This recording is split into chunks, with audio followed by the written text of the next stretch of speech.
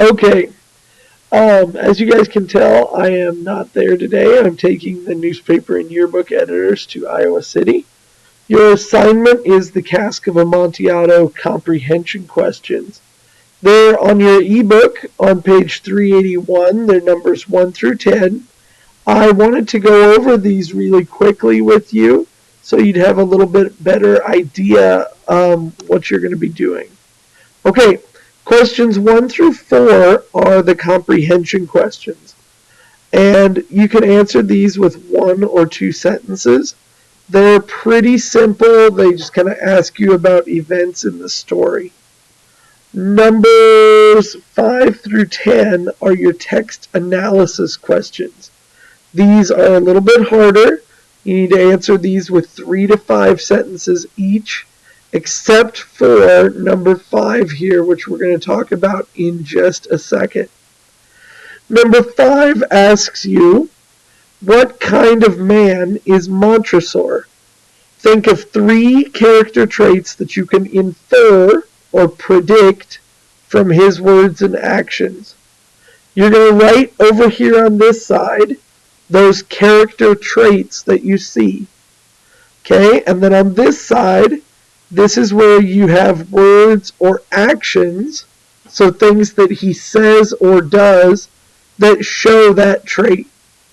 So for example, over here, you might say, he plans ahead. You don't need complete sentences. You might say something like, he plans ahead. And then on this side, you would put down things he says or does that show how he plans ahead. Alright, and you do that 3 times and fill out the table. Number 6 asks you, what is the overall mood or atmosphere of the story? So you have to describe the mood. Then you need to tell me what contributes the most to the mood. Is it the setting, where and when the story happens? Is it the rhythm and tone of the language, the words Poe uses, how he puts sentences together? Or is it the descriptions of Montresor's feelings, thoughts, and actions?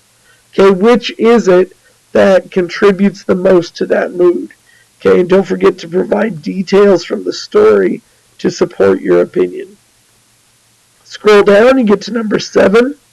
For number 7, you need to think back to our discussion of the first 8 lines of the story. Remember, Montresor has 2 criteria for his revenge. Okay, he has 2 standards that he has to meet for this revenge. Does he achieve the kind of revenge he wants based on his 2 requirements that he had before? That's what you're going to have to answer, and then cite details to support that. Number 8 goes back to our discussion of reliable or unreliable narrator. You have to decide if Montresor is reliable. Is the reader to believe, as Montresor does, that this revenge is justified? Basically, did Fortunato deserve it?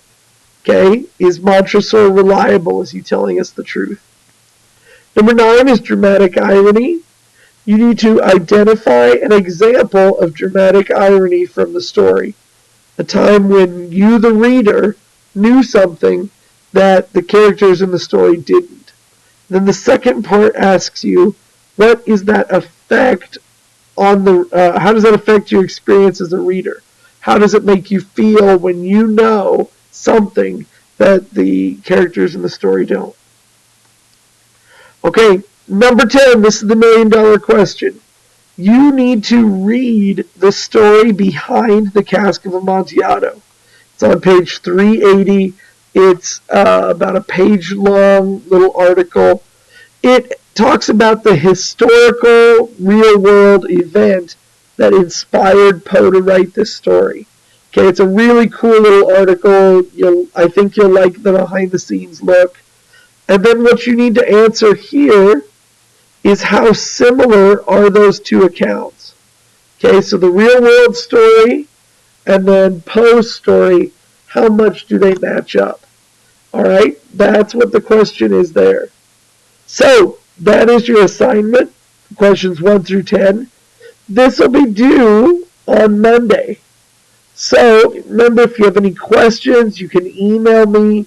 Tomorrow in class, we're going to go ahead and read our next story, The Raven, and this will be due on Monday. All right, so work hard, give it your best shot, and I will see you tomorrow.